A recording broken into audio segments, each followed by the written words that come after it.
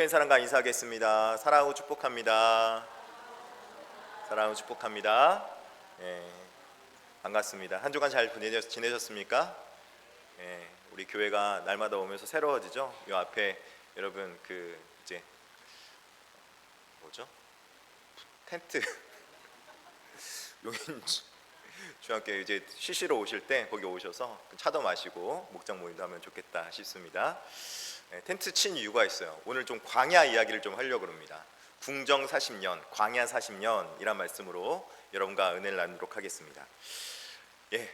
사랑하는 성도 여러분, 우리가 인생을 해석할 때 우리가 자주 착각하는 부분이 있는데, 화려하고 사람들에게 인정받는 시간, 그리고 내가 무엇인가 성취해서 내가 성공의 열매를 거두는 시간이 나에게 의미 있는 시간으로 다가올지 모르겠습니다. 그리고 화려한 무대 위에서 시상석에 올라가서 상을 탈 때, 그때는 내 인생이 가치 있고 내 인생이 소중하게 여겨질지 모르겠습니다. 반대로 우리가 무대 뒤에서 보이지 않거나 또 묵묵히 준비만 해야 되는 그때 사람들이 아무도 인정해주지 않는 그때는 나의 삶이 마치 무가치하고 버려지는 시간처럼 낙심될 때도 있습니다. 그러나 영적인 현실은 오히려 그와 정반대인 것을 볼 수 있습니다. 아무도 나를 찾지 않은 시간, 그리고 조용히 보내는 결코 아무도 나에게 관심 갖지 않은 그 시간에 오히려 내가 그 외롭고 고독한 시간을 보내는 그때 나의 인생은 내 삶 가운데서 내실이 단단해지고 또 귀중한 시간으로 하나님께서 그 시간을 만들어가고 가꿔가고 있다는 것입니다. 그렇게 우리가 추구하는 화려함 속에서 나아가기 전에 반드시 우리가 그에 걸맞는, 그리고 내 삶 가운데서 내실을 갖춰가는 예비의 과정이 필요한데, 그 예비의 과정들이 우리에게 꼭 필요하다라고 오늘 본문은 말씀하고 있습니다. 하나님은 자신의 뜻을 먼저 드러내시기 전에 항상 숨기신다라는 말이 있습니다. 왜 그렇습니까?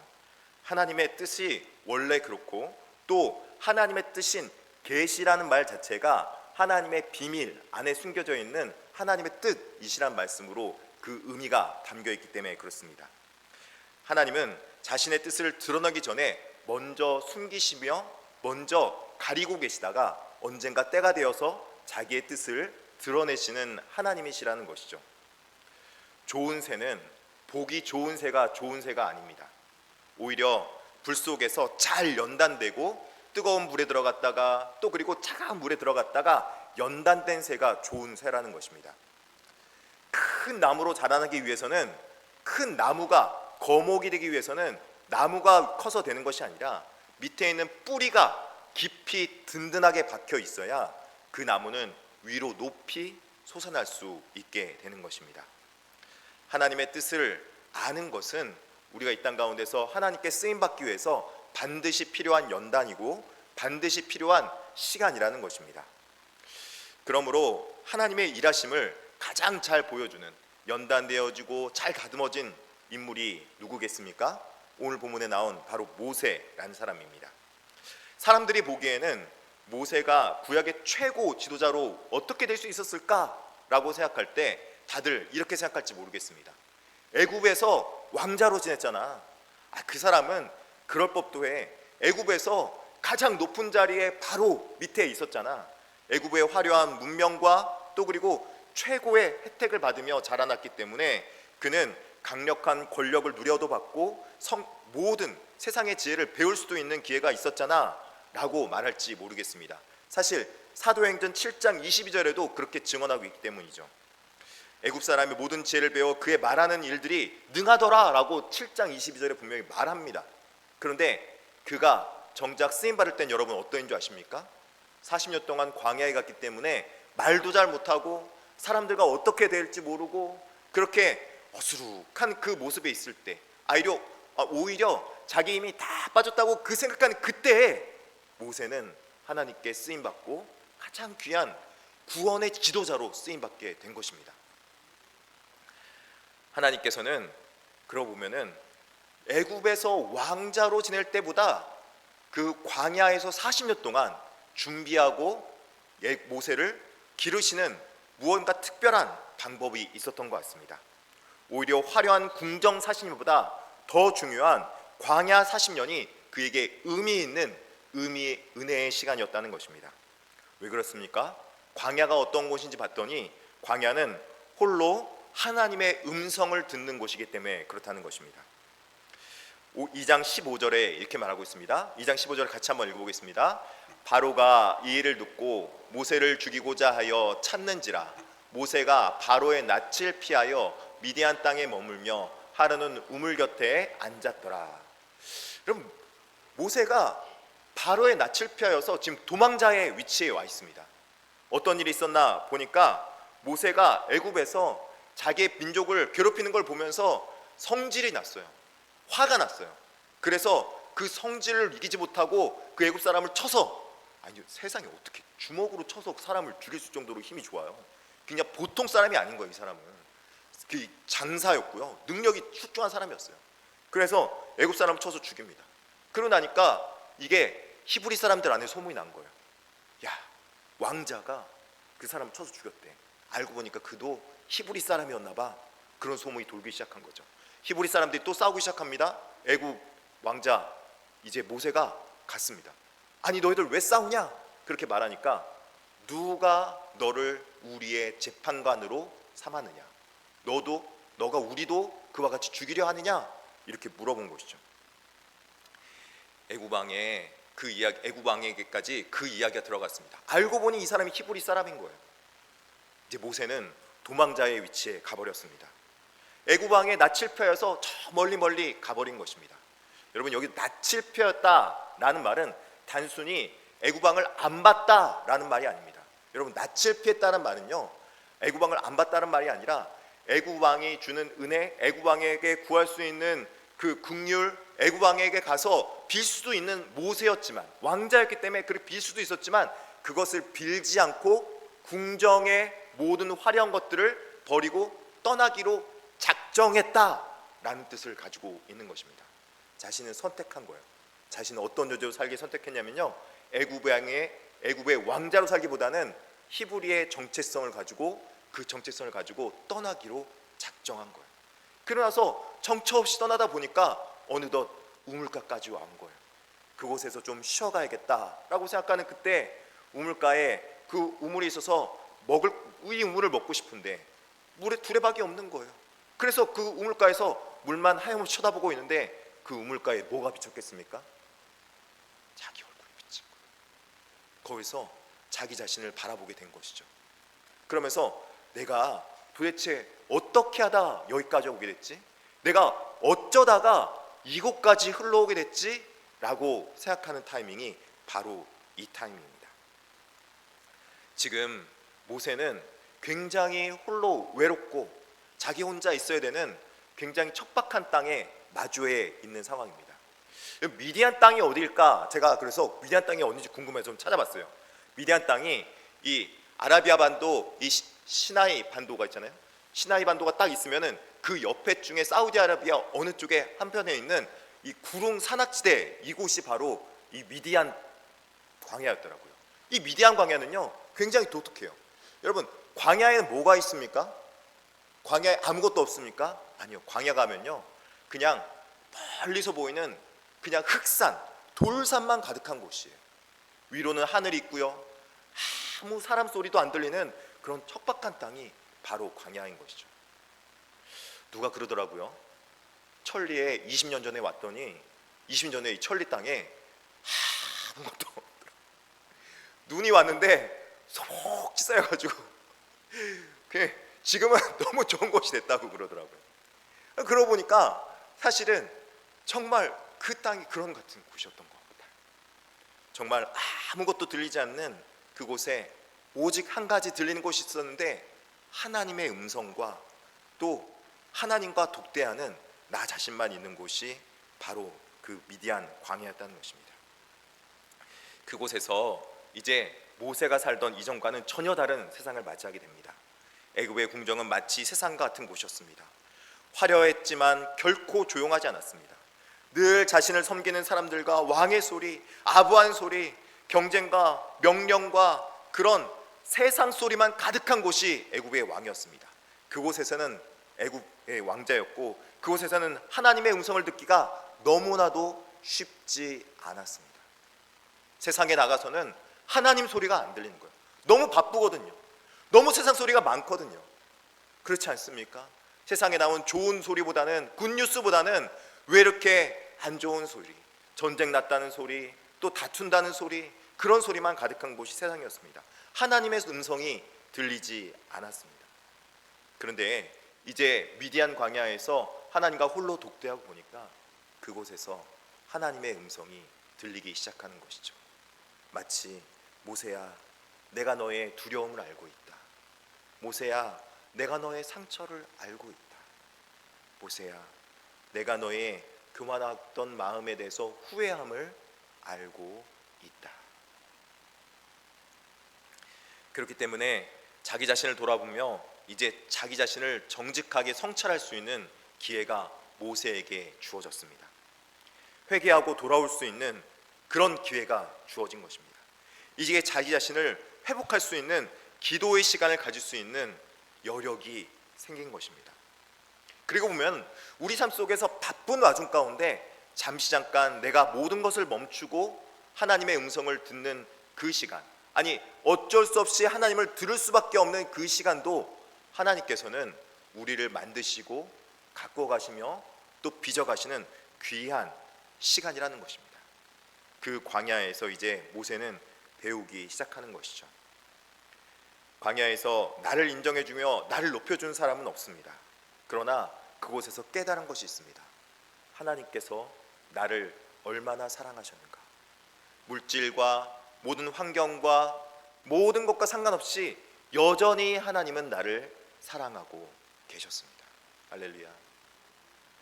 그리고 광야에서 내가 가진 학문을 자랑할 그런 여력은 없었습니다. 그러나 하나님의 음성을 통해서 주님이 주신 나의 삶의 지혜가 얼마나 귀중한지를 실제로 몸소 체험하며 깨달아 하는 곳이 바로 광야였습니다. 광야는 빨리 무엇인가 이루어지지 않는 것 같습니다. 그런데 느리고 아무것도 안 이루어지는 것 같은데 그곳에서 하나님의 말씀은 여전히 성취되고 있는 곳이 바로 광야라는 곳입니다. 광야에서는 먼 미래를 꿈꾸며 살기보다는 하루하루 하나님과 어떻게 동행하며 살아야 되는지, 하루하루 일용할 양식을 내게 주시옵소서라는 그 기도가 저절로 나오는 곳이 바로 그곳이었습니다. 하나님과 하루하루 동행하며 삶을 배워가는 시간이었던 것이죠. 모세는 광야에서 음성을 듣게 됩니다. 모든 문제가 사실은 나에게 있었구나. 그러면 어떻게 되는가? 넘어진 그곳에서 다시 일어나야겠다. 예, 그렇습니다. 모세는 성공한 자들을 이끌고 갈 것이 아니라 앞으로 자신이 이끌어갈 백성들은 쓰러지고 넘어지고 상처받고 아픔이 있는 백성들. 그래서 이 아픔 속에서 위로받고 싶었고 사랑받고 싶었으며 하나님의 충만한 은혜를 받고 싶었던 그 백성들을 애굽에서 끌어내어서 광야 학교로 끌어내어 광야교회를 세우고 그 광야교회에서 그 백성들을 이끌고 가야 할 하나님의 사명을 자기 자신이 먼저 체험하고 먼저 배우기 위해서 지금 이 광야에 먼저 40년 전에 나와 있는 것입니다. 할렐루야. 자신이 먼저 그곳에서 하나님의 음성을 듣고 하나님의 마음을 먼저 깨달아가기 시작하는 거예요. 어떤 사람이 여러분 탁월하게 된다고 생각하십니까? 어떤 사람이 하나님 앞에 귀하게 쓰임받는다고 생각하십니까? 물질이 많은 사람이요? 아니면 사람들한테 모두 인정받는 사람이요? 아니면 부자요? 아니면 돈 많은 사람이요? 아니요, 저는 그렇게 생각하지 않아요. 부자는 애국 왕궁에 있었어요. 돈 좋아하는 사람은 애국 왕궁에 있었어요. 그러나 지금 광야에서 하나님의 말씀을 듣고 하나님의 음성을 들으며 하나님께서 준비하신 사람은 지금 광야에서 훈련되어지고 있었던 것이죠. 저는 사실 여기 용인중학교 담임 목사로 오기 전에 부교육자 생활을 한 14년 동안 했습니다. 그러면서 제가 가지고 있는 왜 그렇게 시간을 오랜 시간 동안 했을까? 전요 부교육자 생활하면서 참 컴퓨터를 잘 열심히 배웠어요. 제가 뭐 컴퓨터 공학과를 나온 것도 아니고요. 컴퓨터를 전공한 것도 아니에요. 그런데 컴퓨터를 열심히 배웠어요. 편집도 하고 여러 가지 뭐 포토샵, 일러스트 여러 가지 프로그램들을 막 다룰 수 있게 됐어요. 왜냐하면은 제가 그것을 통해서 교회를 섬기는데 굉장히 잘 쓰임 받았거든요. 그러면서 여러 가지 프로그램을 배웠어요. 그럼 제가 컴퓨터 사용법을 어떻게 배웠느냐? 아무도 저한테 가르쳐 준 것이 없어요. 어떻게 배웠냐면은 그냥 제가 스스로 컴퓨터한테 물어보고 답을 얻고 그러면서 거기서 나 혼자 밤늦게까지 막 10시까지 12시까지 하고 월요일도 출근해가지고 아침에 출근하면은 1시 2시까지 뭐 월요일이 어디 있어요. 계속 가서 연구하고 배워가지고 내가 편집해보고 그렇게 훈련받았죠. 아무도 저한테 가르쳐준 적 없습니다. 근데 AI 시대가 도래했습니다. 좋은 시대가 도래했어요. 여러분, 근데 어떤 분들이 저한테 물어보더라고요. AI 도대체 어떻게 쓰는 거냐고. AI 쓰는 방법을 좀 누가 가르쳐줬으면 좋겠다고 그렇게 말하는 거예요. 저는 좀 의아했어요. 여러분, AI를 배우고 싶은 여러분 누구한테 질문해보면 되는 줄 아십니까? AI한테 질문하면 돼요. 뭘 그걸 또 가르쳐줘요. AI한테 물어봐서 AI한테 배우면 되는 거예요. 그거 하라고 AI를 우리에게 준 거죠. 그렇죠? 어떻게 써? 물어보면 다 답변해줘요 거기서. 근데 AI를 배우려고 AI를 또 배워야 된다는 거예요. 얼마나 복잡해요. 참 복잡한 시대에 살아가고 있는 것 같습니다. 그런데 배우려 하지 않으면요, 아무리 알려줘도요 못 배워요. 그거 아십니까? 배우려 하는 자들은요 광야에서도 배우고요, 아무도 없는 곳에서 하나님의 음성을 듣고요, 듣고자 하는 사람은 아무도 나한테 말해주지도 않은 것 같은 곳에서도 하나님의 음성이 들리는 거예요. 말씀으로, 기도함으로 들리기 시작하는 거죠. 듣고자 하는 사람은 하나님의 음성이 들려서 하나님의 사랑의 음성이 나에게 귀 담아 들을 수 있도록 들리기 시작하는 것입니다. 어떤 사람이 저한테 물어봅니다. 목사님, 기도 어떻게 하는지 모르겠어요. 기도하는 방법을 가르쳐주세요. 예, 맞습니다. 예수님도 기도하는 방법을 가르쳐주긴 했습니다. 근데요, 기도하는 방법을 잘하기 위해서는 여러분 어떻게 하는 줄 아십니까? 기도를 해보면 알아요. 기도가 잘 안 나온다고 할 때 기도 응답을 잘 못 받아봤기 때문에 기도를 오래 하지 못하는 것도 있고, 기도를 하다 보면은 기도가 무엇인지 모를 때는 기도를 배우기 위해서 하나님 말씀을 읽으면 기도가 무엇인지 알 수 있게 됩니다. 그래서 여러분, 기도를 할 때는, 기도를 배우기 위해서는, 기도 응답을 잘 받기 위해서는 하나님의 말씀을 잘 읽으면은 기도 응답을 잘 받을 수 있어요. 기도하는 것보다 100만 번 기도 응답을 받았다라는 분도 있지 않습니까? 어떻게 받습니까? 요한복음 15장 7절에 분명히 쓰여 있어요. 뭐라고 쓰여 있습니까? 너희가 내 안에 거하고 내 말이 너희 안에 거하면 무엇이든지 어떻게 하라고요? 원하는 대로 구하라. 그러면 어떻게 하겠다? 그리하면 이루리라. 그렇게 말씀하고 있는 거예요. 결국 기도 응답의 비결은 여러분 어디에 있습니까? 우리가 하나님 안에 거하고 예수 그리스도 안에 거하고 예수 그리스도의 말씀이 우리 안에 거하면 그 말씀이 우리 안에 성취될 줄 믿습니다. 그래서 진정한 기도의 비결은 하나님의 말씀 안에 거하는 것이죠. 우리가 말씀 안에 거할 때 놀랍게 기도 응답이 이루어지게 되는 것입니다. 광야 가운데서도 하나님의 말씀이 있다면 그곳은 광야 학교가 될 것이고 광야 교회가 될 줄 믿습니다. 여러분, 지난주는요 어떻게 하다 보니까 제가 설교를 하고 나니까 어머니들에게 어필이 되고 막 마음에 와닿았을 것 같아요. 근데 이 광야에 대한 이야기는요 누구한테 조금 어필이 되는지 모르겠지만 저는 이런 분들에게 어필이 될 것 같아요. 지금 남성들 조금 어필이 될지 모르겠어요. 왠지 가족들도 나를 인정해주지 않는 것 같고, 열심히 애쓰며 수고하고 그렇게 애쓰며 고생했는데 아무도 나의 수고에 대해서 인정해주지 않는 것 같은 왠지 모를 그 어깨에 짐만 가지고 있는 가장들. 여러분, 이런 분들에게 광야 같은 삶을 살지라도 하나님은 여전히 여러분 사랑하고 계십니다. 이런 노래가 있죠. 브라보 브라보 마이랄랄 인생아. 예, 여러분을 응원해 주실 분은, 브라보라고 응원해 주실 분은 여호와 하나님이실 줄 믿습니다. 예, 맞아요. 우리는 그곳에서 하나님에 대해서 알아가고 하나님에서 배워가고 있습니다. 광야는 진정으로 하나님의 정의와 사랑을 배우는 곳입니다. 목자들이 와서 2장 17절에 이렇게 말하고 있습니다. 2장 17절 같이 한번 읽어보겠습니다. 목자들이 와서 그들을 쫓는지라 모세가 일어나 그들을 도와 그 양떼에게 먹이니라. 모세는 애굽에서 불을 보았을 때 폭력과 혈기로 사람을 쳐 죽였던 사람입니다. 근데 이제 자신이 미디안 광야에서 왔더니 미디안 광야에서도 그런 일이 벌어지고 있습니다. 세상 어디를 가나 정의롭고 바르고 좋은 길만 찾아가려고 하는데 세상에 정의가 있습니까, 여러분? 없습니다. 세상에 공의가 있습니까? 많이 없습니다. 그곳에 찾아간 미디안 광야에서도 물 기르려고 어떤 여인들이 찾아왔는데 그곳에서도 어떤 목자들이 막 그 여인들을 괴롭히고 있는 장면이 나온 거예요. 그래서 모세가 그 사람들을 건져주고 구해줍니다. 그런데 이번에는 좀 달랐습니다. 예전에는 정의감 때문에 막 사람들을 때려서 그렇게 했다면 이제는 그 사람들을 쫓아내고 구원하기 위해서 그 일을 행하는 걸 볼 수 있다는 것이죠. 하나님은 모세의 정의감을 버리지 않으셨습니다. 그런데 모세의 정의를 다루셔서 공의로 바꾸셨습니다. 정의가 사랑과 결합이 되면 공의가 됩니다. 정의로 사람들을 정죄해서 버리는 것이 아니라 공의로 그 사람을 다듬어 가는 것이죠.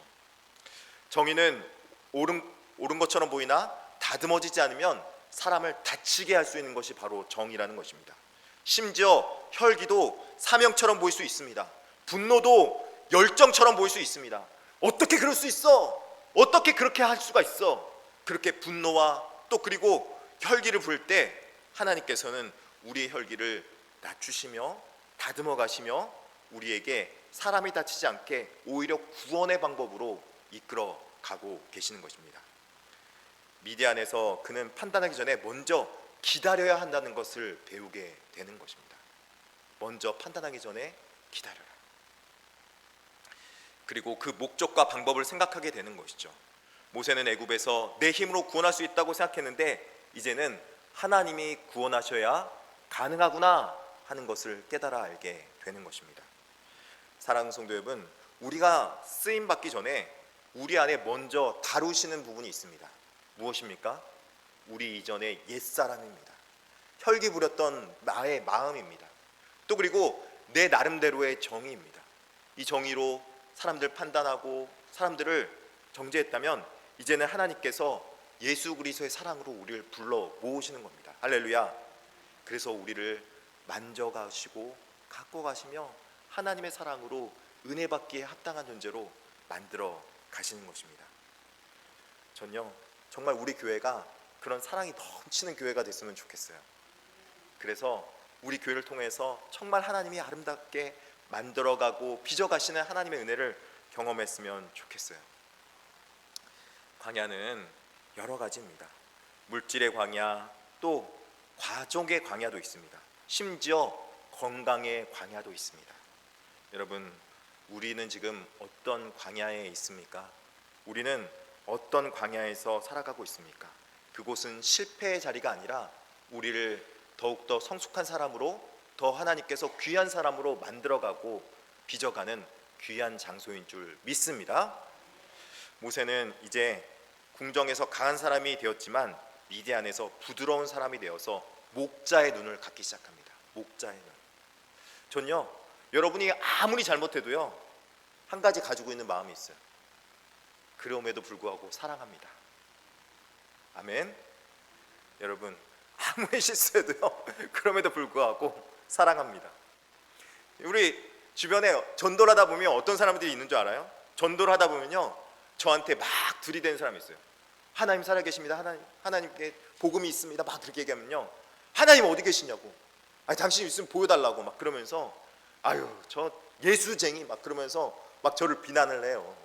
그러면요, 제가 웃으면서 이렇게 말하죠. 아, 그러시군요. 아, 얼마나 불편하셨어요. 죄송합니다. 그런데요, 그럼에도 불구하고 하나님은 여전히 형제님을 사랑합니다. 여전히 자매님을 사랑합니다. 아멘. 맞습니다. 그것을 깨달아는 것이 바로 하나님의 정의요 공의입니다.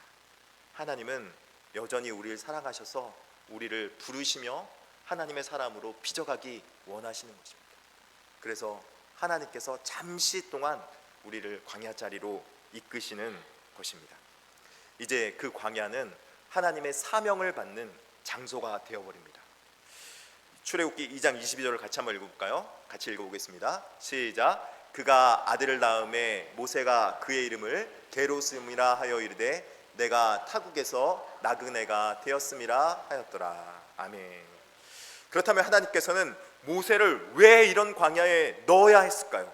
왜 모세를 이 광야 가운데 들어서 옮겨 놓으셨을까요? 광야는 마치 예방주사를 맞는 곳과 같습니다. 예방주사는 여러분 병을 주려고 맞추는 것입니까? 아닙니다. 예방주사는요 우리에게 그 병을 이겨낼 수 있도록 항원을 넣어주시는 것입니다. 항원을 몸에 넣으셔서 그 몸이 미리 반응하고 더 큰 위험이 왔을 때 견뎌낼 수 있는 내성을 키우는 것이 바로 이 예방주사입니다. 모세는 이스라엘 백성들을 40년 동안 이끌어가야 했습니다. 그런 지도자였습니다. 광야를 미리 경험케 하시고 대처법을 경험케 하셔서 그곳에서 먼저 나그네된 인생을 살아갈 수 있도록 만들어 놓으셨습니다. 그래서 정처 없이 떠도는 그 40년 광야 속에서도 모세는 사람들을 이끌 때 두려워하지 않았습니다. 그리고 사람들의 여러 가지 불평과 불만에 대해서도 이기고 견뎌낼 수 있는 내성을 갖춘 사람이 된 것입니다. 아무리 어떤 소리를 들어도요 넘어지지 않는 거예요. 모세는요 쓰러지지 않아요. 그리고 어떤 상황에서도요 견뎌낼 수 있는 힘이 그 안에서 나는 거예요. 어떻게 해요? 내성이 생겼기 때문이요. 모세가 광야 가운데 있을 때 여러 이야기를 들었지만 그 힘들 속에서 버텨 나갔습니다. 왜 나에게 힘들고 귀찮은 일이 주었을까? 왜 내가 하기도 싫은 이 지도자를 하나님께서 나에게 시켰을까? 난 분명히 안 한다고 했었는데 나에게 이런 일을 왜 견디겠을까? 그런데요 장차 모세는 이 모든 일들을 이끌어갈 수 있는 능력자가 됩니다. 바로 소경이 소경을 인도하지 않을 수 있도록 모세는 단련되었다는 것이죠. 여러분 누가복음 39장 6장 39절 잘 알지 않습니까? 비유로 말씀하시되 소경이 소경을 인도할 수 있느냐? 둘이 다 구덩이에 빠지지 아니하겠느냐? 이렇게 말씀합니다. 그러니까는 자신이 말씀을 모르면서도 자신이 사람들을 인도하려고 하다 보면은 모르는 거예요. 가야 할 길을 미리 겪어보지 않으면 모르는 거예요.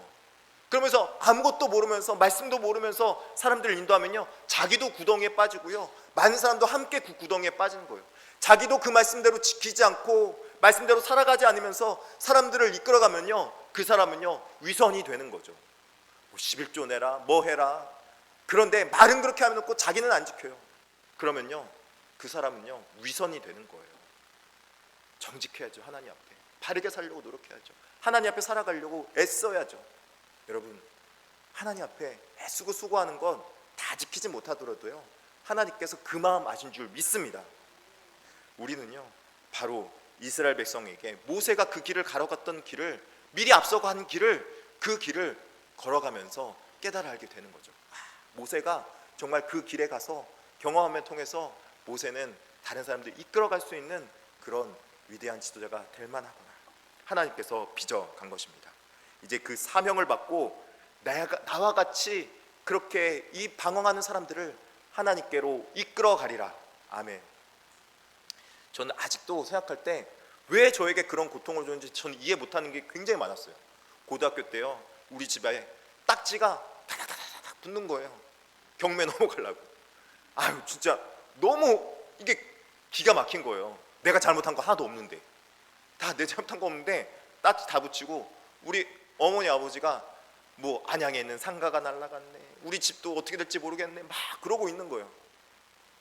그러고 나서 지금 돌아보니까 그렇게 경제적 어려움을 겪고 있는 사람의 마음을 제가 알겠는 거예요. 얼마나 힘들까.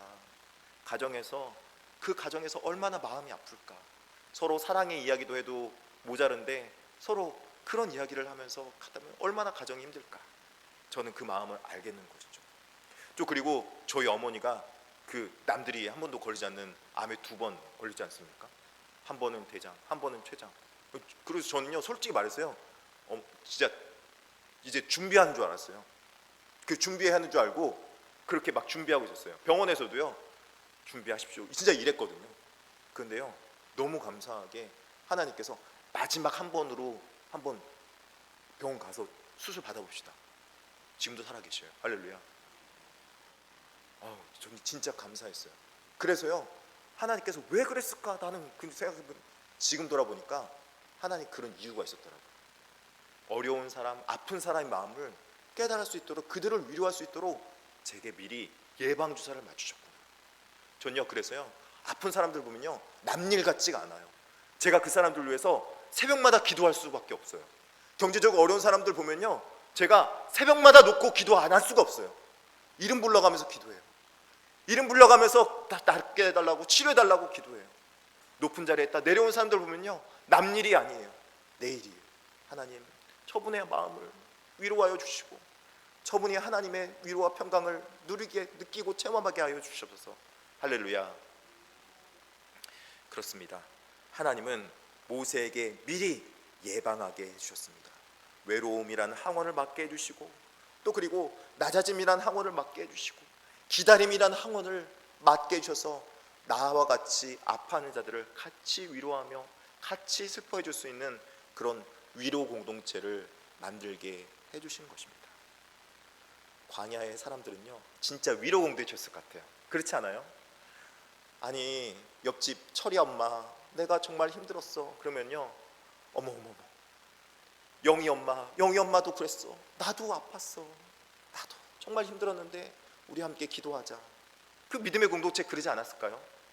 그 광야에서 같이 힘든데 동병상련 마음 아니었을까요? 저는 그렇게 생각해요. 성도 여러분, 우리의 상처가 때로는 우리의 사명이 되는 줄 믿습니다. 하나님께서요, 여러분 다시 일어서면요, 여러분 그 상처를 가지고 사명자로 만들 줄 믿습니다. 그래서 오히려 여러분과 아픈 사람들을 더욱더 치료하고 위로하고 같이 기도해 줄 수 있는 그런 존재로 만들 줄 믿습니다. 우리 교회는요, 그런 분들 많아요. 병은 정말 어떻게 보면 기적같이 아프시다가 이런 치유받은 분 많고요, 경제가 어려웠다가요 힘을 내서 다시 일어난 사람은 많이 있습니다. 할렐루야. 앞으로 우리 교회 그렇게 될 줄 믿습니다. 우리가 준비한 동안에 하나님께서는 그 아픈 사람들이 이제 나올 수 있도록 준비하고 계셨습니다. 출애굽기 2장 23절에 보니까 이제 이스라엘 백성 이야기로, 모세 이야기에서 이스라엘 백성 이야기로 넘어갑니다. 여러 해 후에 애굽 왕은 죽었고 이스라엘 자손은 고된 노동으로 말미암아 탄식하며 부르짖으니 그 고된 노동으로 말미암아 부르짖는 소리가 하나님께 상달된지라. 지금까지 40년 동안 그 애굽에서 고통의 소리가 멈추지 않고 있었던 거예요.